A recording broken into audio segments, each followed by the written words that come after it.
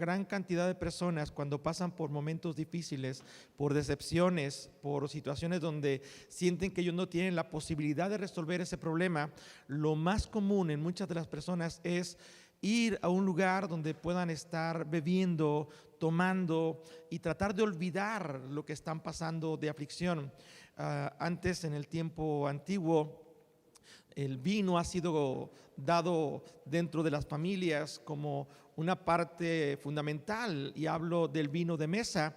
En el tiempo antiguo el vino se tomaba en las casas, pero era un vino directo de la uva, sin fermentar.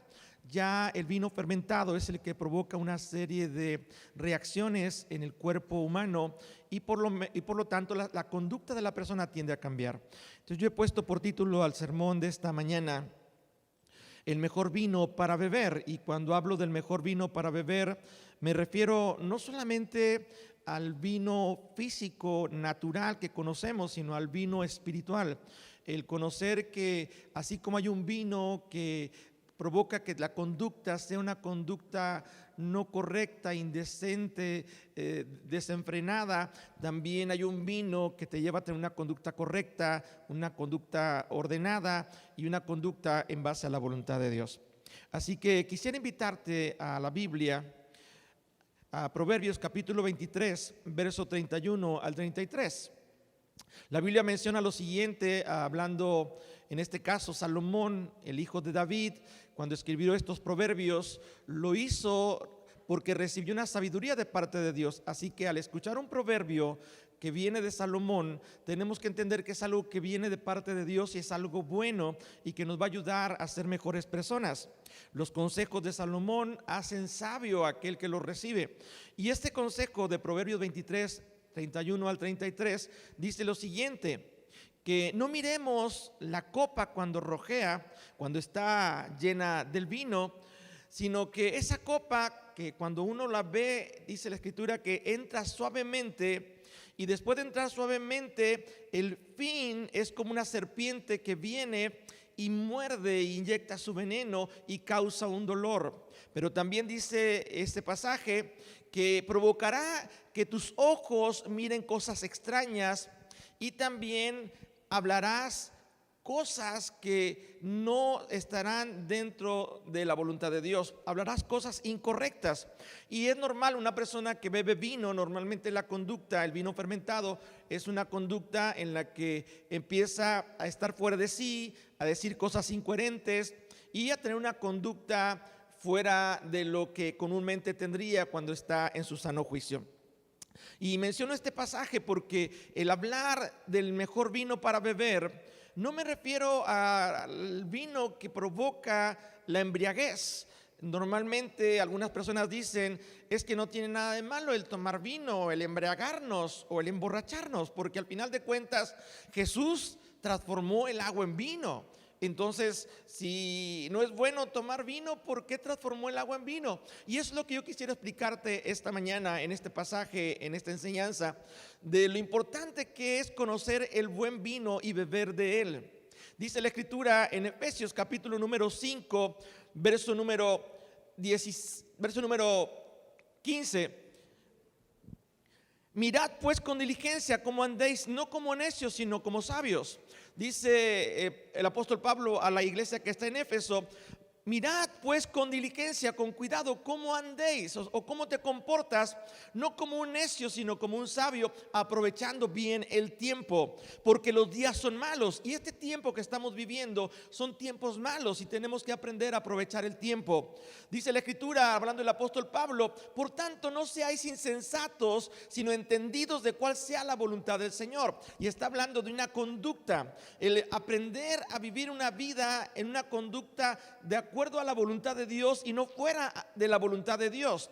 Y claro, conocemos que la voluntad de Dios es su palabra, todo lo que Dios nos enseña a través de su palabra. Pero sigue diciendo el apóstol Pablo en el verso 18: no os embriaguéis con vino en el cual hay disolución.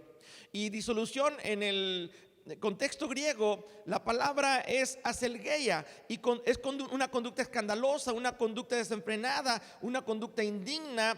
Es una conducta que te hace estar en una condición que no es bien vista por la sociedad. Así que Pablo dice: no os embriaguéis con vino, antes más bien sed llenos del Espíritu. Y cuando habla de ser llenos del Espíritu, está diciendo: no te embriagues con vino y tengas una conducta escandalosa, desenfrenada, indignante, sino más bien llénate del Espíritu. Ten una conducta correcta. ¿Y cómo podemos tener esa conducta correcta dentro de la voluntad de Dios? Dice el verso siguiente, el verso 19: una conducta digna de aquellos que son llenos del Espíritu. Dice la Escritura que la forma de ser lleno del Espíritu es hablando entre nosotros con salmos, con himnos, con cánticos espirituales, cantando y alabando al Señor en vuestros corazones. Así que nuestro lenguaje, lo que sale de nuestra boca, tiene que ver con la adoración y la alabanza a nuestro Dios. Cuando Jesús estuvo aquí en la tierra, es verdad, dice la Escritura, según el Evangelio, que nos recuerda esto, San Juan capítulo 2, verso 2, dice la Escritura que al tercer día Jesús fue a una boda en Caná de Galilea. Y en esa boda, dice la Escritura, estaba ahí la madre de Jesús, y fueron también invitados a las bodas Jesús y sus discípulos. Pero dice el verso 3: y faltando el vino, la madre de Jesús le dijo: no tienen vino. Y Jesús le dijo: ¿qué tienes conmigo, mujer? Aún no ha venido mi hora. Su madre dijo a los que servían: haced todo lo que os dijere. Quiero hacer referencia que en las bodas del tiempo bíblico, en el tiempo de Jesús, las bodas no eran solamente de unas horas, duraban una semana aproximadamente. Así que los novios tenían que prepararse para cubrir la necesidad de atención para los invitados, no solamente de alimento, sino también de la bebida. Y en este caso no eran unos cuantos invitados, normalmente en una boda se invitaba a todo el pueblo. Así que había muchos invitados, estaba Jesús, los discípulos y muchos de esa región que habían sido invitados a esa boda. Y no hace referencia en qué momento de la boda, si en el primer día, en el segundo, en el tercer día, el vino se acabó y María se da cuenta que el vino se ha acabado, y tal vez vio la preocupación de los novios que ya no había vino para seguir dando a los invitados. Y va con Jesús porque de alguna forma María sabía quién era Jesucristo, sabía de dónde venía y sabía también que tenía algo especial de parte de Dios. Y le dice: el vino se ha acabado. Y Jesús le contesta de una manera no faltándole respeto a su madre, sino solamente haciéndole ver que él está sujeto a su padre. Y le dice: mujer, ¿qué tienes conmigo? Porque aún no ha llegado mi hora. No es el momento para que yo pueda empezar a manifestar las señales y darme a conocer como el Hijo de Dios. Dice la Escritura que cuando Jesús le responde a María esas palabras, Jesús le dice a María: no ha llegado mi hora. Y María le dice a los sirvientes: hagan todo lo que Él les diga. Una buena enseñanza de María para recordarnos en nuestro tiempo el hacer todo lo que nuestro Señor Jesús nos dice. ¿Y qué fue lo que el Señor Jesús le dijo a los sirvientes? Veamos lo que dice la Escritura en el verso número 6 del capítulo 2 de Juan. Dice la Escritura: y estaban allí 6 tinajas de piedra para agua, conforme al rito de la purificación de los judíos, y en cada una de las cuales cabían 2 o 3 cántaros. Aproximadamente en cada vasija tenía la capacidad de 100 litros, eran como unos 600 litros en las 6 tinajas o en las 6 vasijas. Dice la Escritura que entonces Jesús les dijo a los sirvientes: llenad estas tinajas de agua. Y quiero ser específico, Él dijo: llenad las tinajas de agua. Así que pudo haber sido algo incierto o algo confuso el que los sirvientes que servían el vino vieran que Jesús les decía que llenaran las tinajas de agua y no de vino. Y miren que esa orden que Jesús les da tenía que ver con ir al pozo y traer el agua y ir una y otra vez hasta llenar esas vasijas de agua.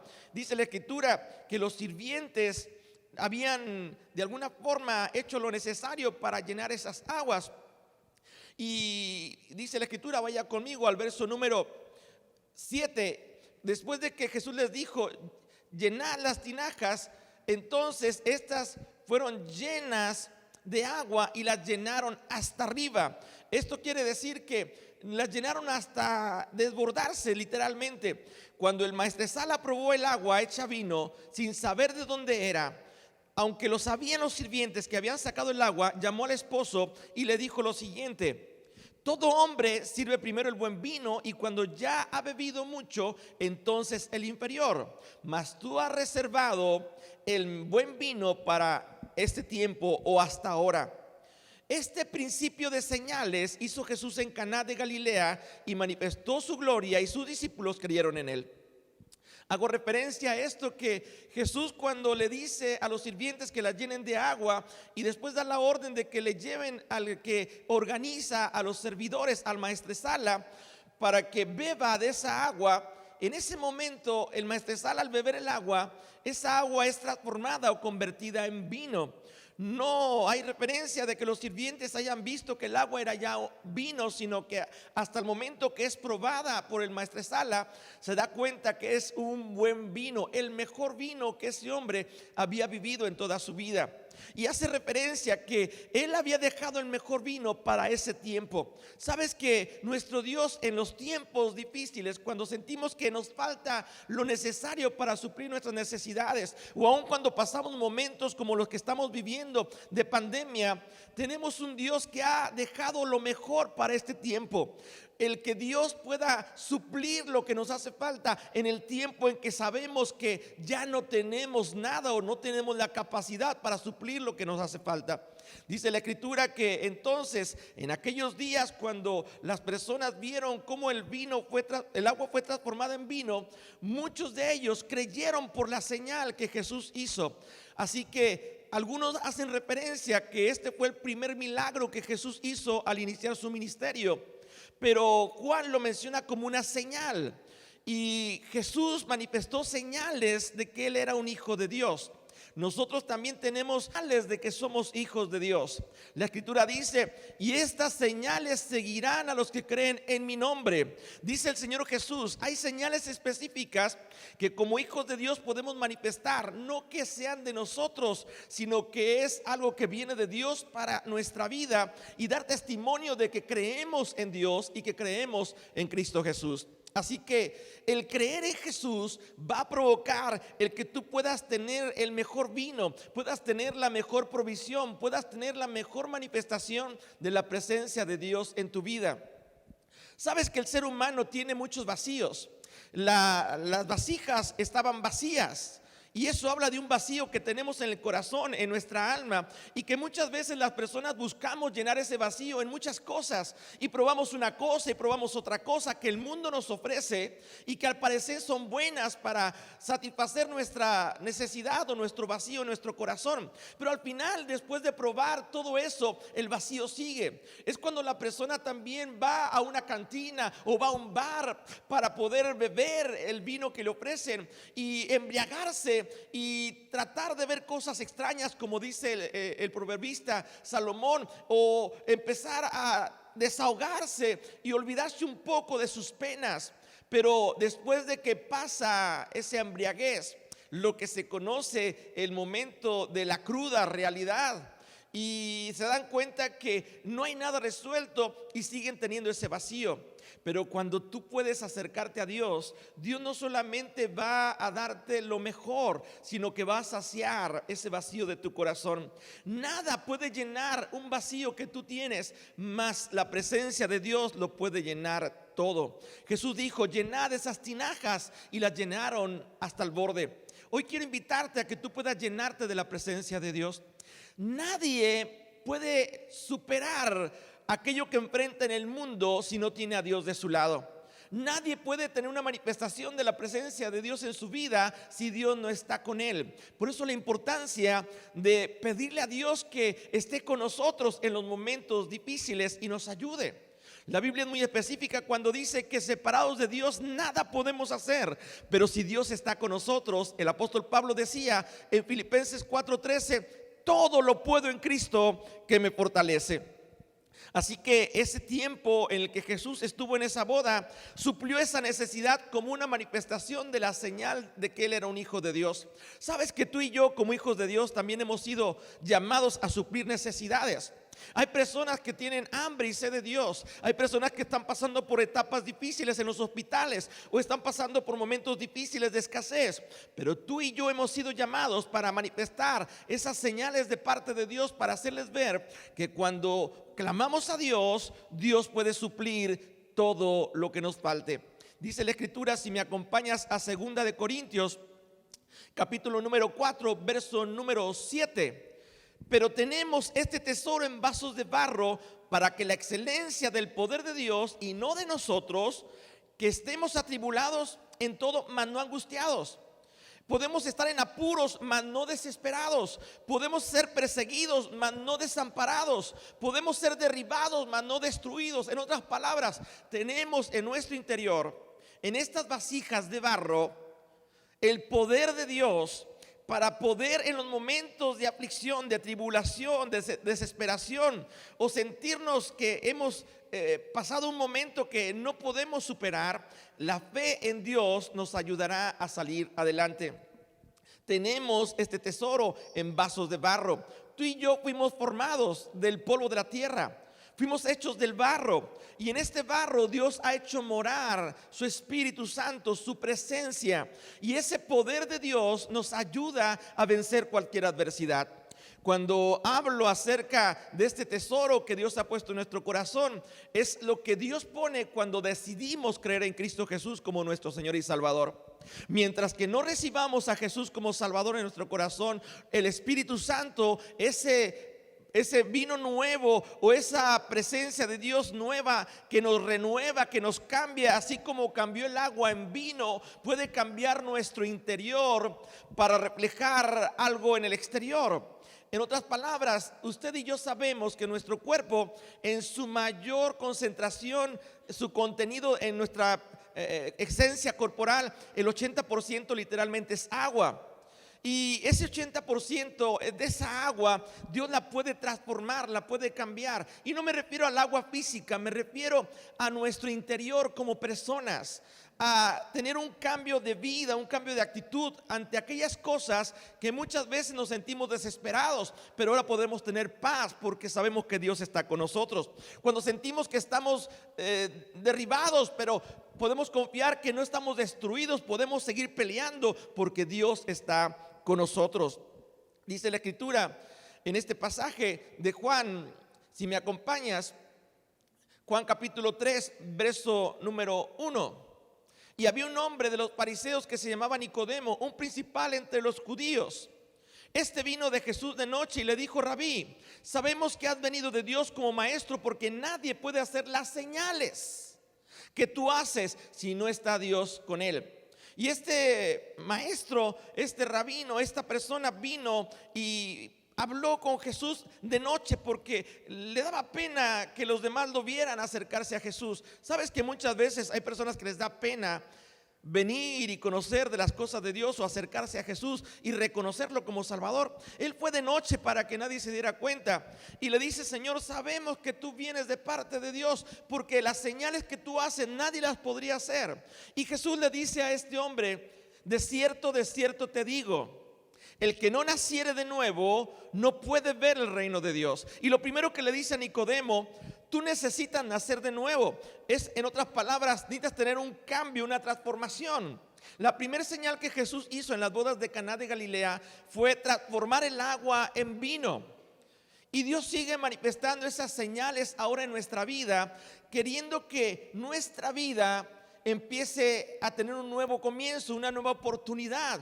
Las cosas tienen que quedar atrás, las que hemos hecho mal, las que nos lastiman, las que nos duelen, las que nos recuerdan el pasado, y tenemos que ver hacia adelante, hacia las cosas que Dios nos ofrece, a las cosas que Dios tiene preparadas para nosotros y que Dios sabe que es para nuestro bien. Dice la Escritura que a este hombre le dijo: te es necesario nacer de nuevo. De cierto te digo que el que no naciere de nuevo no puede ver el reino de Dios. Dice la Escritura: pero ¿cómo puedo nacer de nuevo? ¿Volveré al vientre de mi madre? ¿Cómo puede suceder esto? Y Jesús le vuelve a decir: de cierto te digo, que el que no naciere de agua y de espíritu no puede entrar al reino de Dios. Primero le dijo: no puedes ver, y después le dice: no puedes entrar. Pero es necesario nacer de nuevo, de agua y de espíritu. Nosotros hemos nacido, dice la Escritura, porque Dios nos dio la vida. Y esa es la vida humana, carnal. Pero también Dios quiere que tengamos una vida que Dios da, la espiritual, cuando viene su presencia a nuestra vida y su espíritu habita en nosotros. Si me acompañas a Juan capítulo 3, versículo número 6, dice el Señor Jesús: lo que es nacido de la carne, carne es, y lo que es nacido del espíritu, espíritu es. No te maravillas de que te dije, es necesario nacer de nuevo. Y cuando Jesús le dice a este hombre, te es necesario nacer de nuevo, déjame recordarte algo.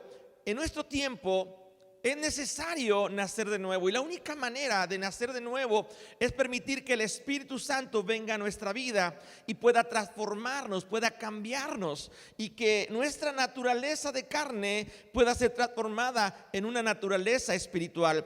Aunque andemos en la carne físicamente, no caminaremos según la carne, sino caminaremos según el Espíritu que Él ha hecho morar en nosotros.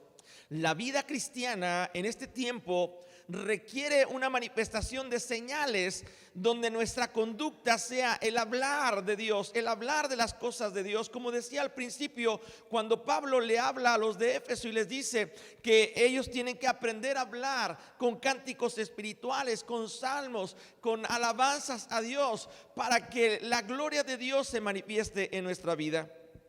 Si vas conmigo a 2 de Corintios capítulo 5, verso 17, es un pasaje muy conocido.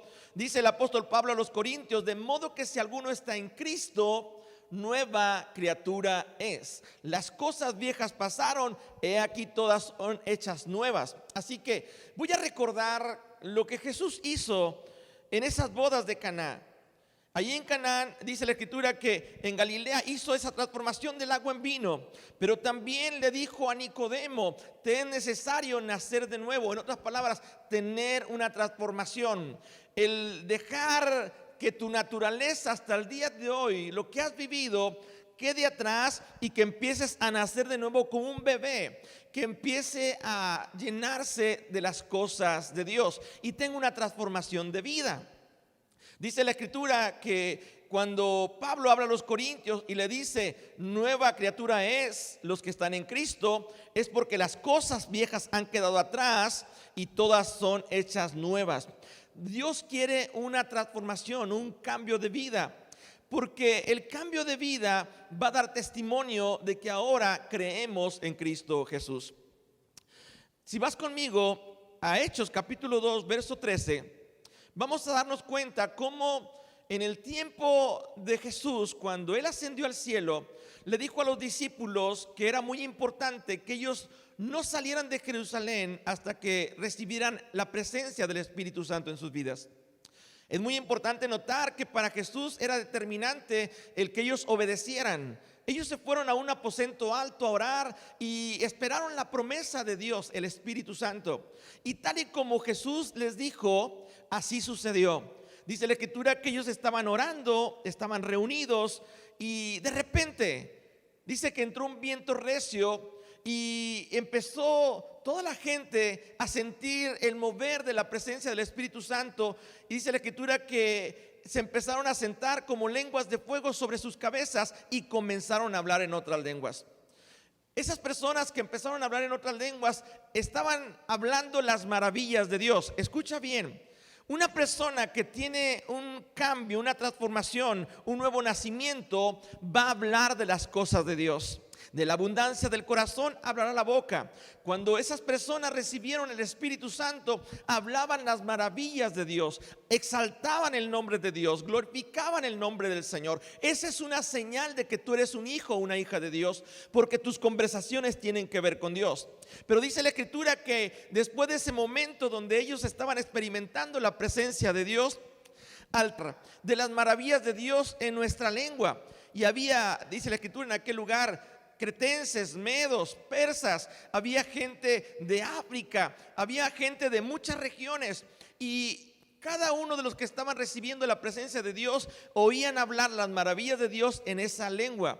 Y entonces el apóstol Pablo, dice la Escritura, se levanta en una actitud determinante y aclara a las personas que estaban escuchando a los discípulos y a las 120 personas reunidas ahí, que estaban hablando en otras lenguas las maravillas de Dios, porque la gente se burlaba y decían: ellos están llenos de mosto. En otras palabras, ellos están ebrios, están borrachos. Cuando dice están llenos de mosto, el mosto es cuando la uva es pisada en el lagar y está exprimiéndose, sacándose el jugo de la uva, la cáscara y todo lo que queda. Eso es el mosto. Y el mosto lo podemos ver en diferentes etapas. El mosto que se saca en el momento que la uva es triturada en el lagar, ese es un mosto que no tiene fermentación. Después está el mosto que se fermenta, y ese mosto es el que causa la embriaguez. Así que la gente se burlaba y decían: están ebrios, están llenos de mosto. Y entonces el apóstol Pablo se levanta, dice la escritura, Hechos capítulo número 2, verso 13: mas otros burlándose decían: están llenos de mosto. Entonces Pedro, poniéndose en pie con los 11, alzó la voz diciendo lo siguiente: porque estos no están ebrios, como vosotros suponéis, pues es apenas la hora tercera del día. Mas estos que ustedes piensan que están ebrios, no es otra cosa que lo que dijo el profeta Joel: y en los postreros días, dice el Señor, derramaré de mi espíritu sobre toda carne. Y vuestros hijos y vuestras hijas profetizarán, y vuestros jóvenes y vuestras jóvenes señoritas verán visiones, y vuestros ancianos soñarán sueños. Y de cierto digo, sobre mis siervos y sobre mis siervas derramaré de mi espíritu y profetizarán. Los jóvenes, los ancianos y los siervos y las siervas recibirían el Espíritu Santo y hablarían en esas lenguas que el profeta Joel había mencionado. Y está hablando de una transformación. Ellos no podían salir de Jerusalén hasta que se produjera el cambio, y el cambio lo produce el Espíritu Santo de Dios. Cuando tú recibes a Jesucristo como Salvador, puedes recibir el mismo Espíritu Santo de Dios en tu vida, y es el que te va a ayudar a hacer cambios. Tal vez tú puedas decir: es que yo he tratado de cambiar, he tratado de dejar esto que sé que está mal, pero no puedes, porque separado de Dios no puedes. Pero cuando viene el Espíritu Santo, entonces tú puedes nacer de nuevo, y puedes dejar las cosas atrás y empezar una nueva vida. Y ya no solo porque ahora tienes la ayuda de Dios, la capacidad para enfrentar todo aquello que antes no podías vencer, y que ahora con la ayuda de Dios lo podrás vencer.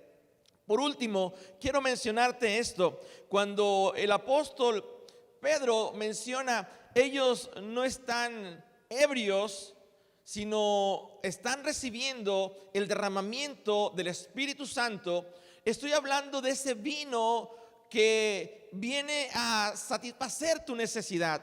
En aquellas bodas de Caná de Galilea, el vino suplió la necesidad de aquella boda.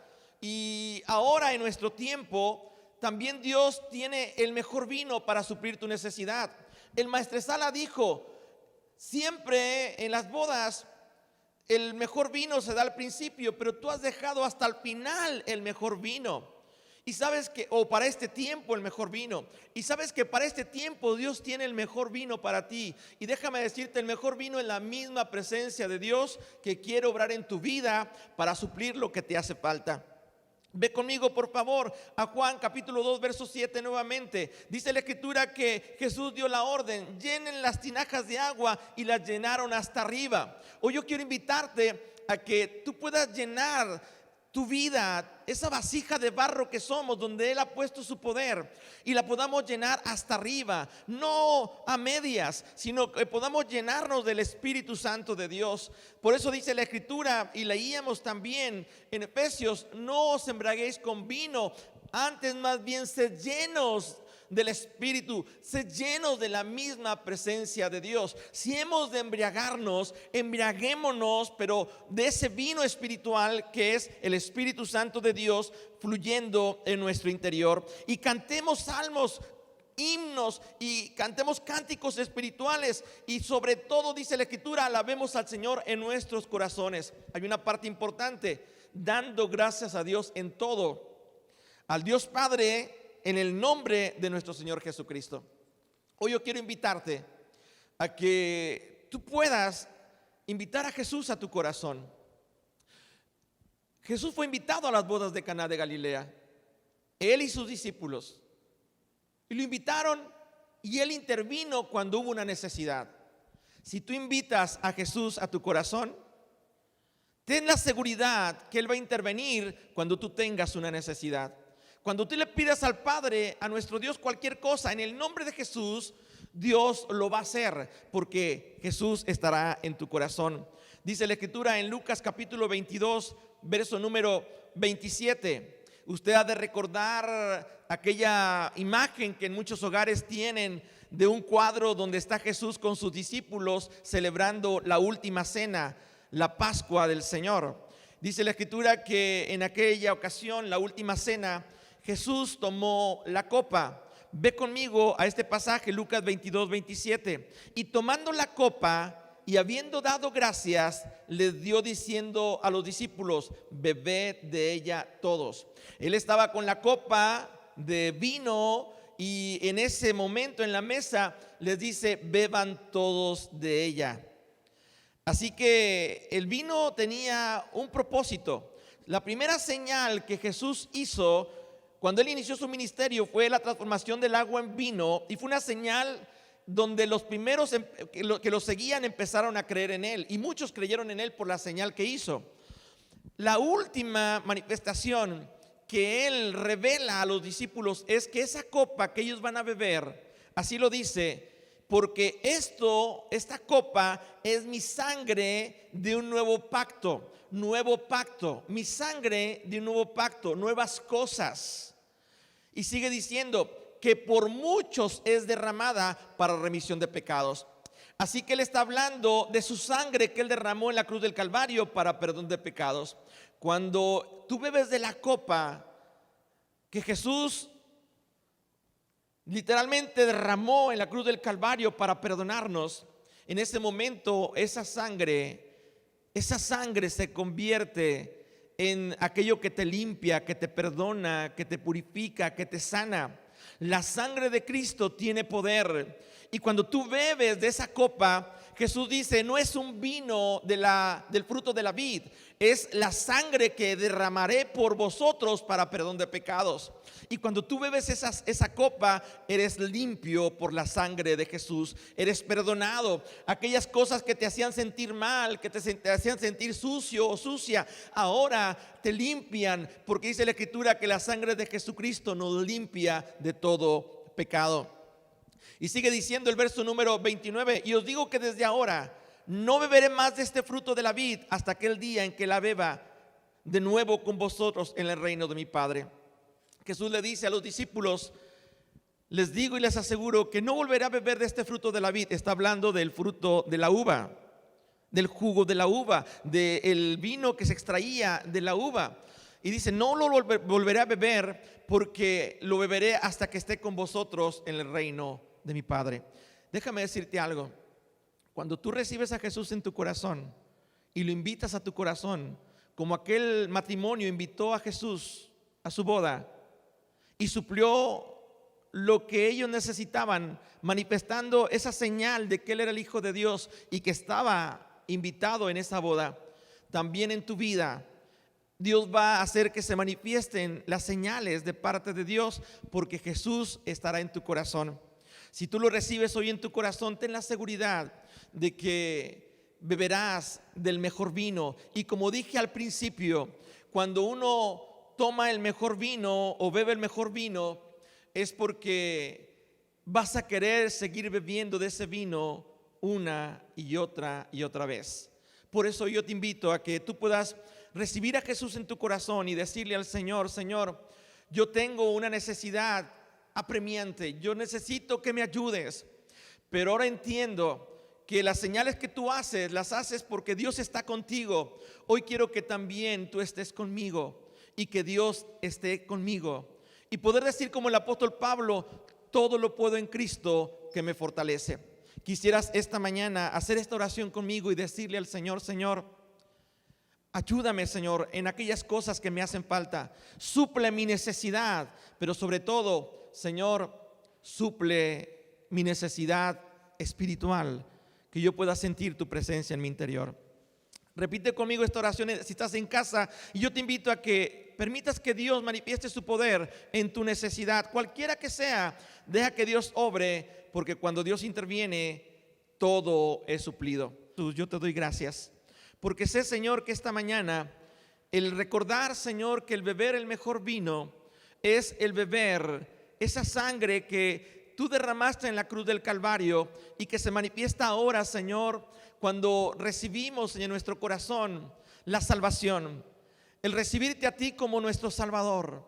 Hoy te pido, Señor, que tú puedas entrar en nuestro corazón como nuestro Salvador y puedas empezar a transformar nuestra vida, a cambiar nuestra vida, como lo hiciste en Caná de Galilea, transformando el agua en vino, como lo hiciste, Señor, con aquel hombre que fue de noche y que le dijiste: te es necesario nacer de nuevo para poder ver y para poder entrar en el reino de Dios. Señor, que así como tú hiciste esa transformación de vida en los apóstoles cuando el Espíritu Santo fue derramado en el día del Pentecostés, y ellos empezaron a hablar de tus maravillas con cánticos, con alabanzas, alabando tu nombre, que así, Señor, hoy yo pueda también recibir ese buen vino que es tu Espíritu Santo, y pueda, Señor, tu iglesia que está allá en casa recibir el Espíritu Santo, y que puedan ser llenos, Señor, que puedan estar totalmente llenos de tu Espíritu para poder hablar y declarar tus maravillas y manifestar las señales de aquellos que están, oh Dios, en necesidad, y que puedan recibir, Padre, no solamente tu intervención divina, obrando milagros de sanidad, milagros de provisión, sino que también puedan sentir, Señor, el amor tuyo, el amor del Padre que los abraza y que les dice: tú eres mi Hijo amado en quien me complazco y te amaré por siempre.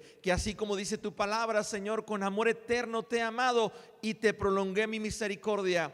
Que podamos sentir que tu amor sigue latente hasta el día de hoy, Señor, y que hoy tenemos la oportunidad de beber del mejor vino que podemos probar en esta tierra, y sea un vino que nos transforme, Señor, a tu voluntad y no a nuestra voluntad. Te lo rogamos, Padre, en el nombre de Jesús. Amén, Señor. Amén. Quiero invitarte.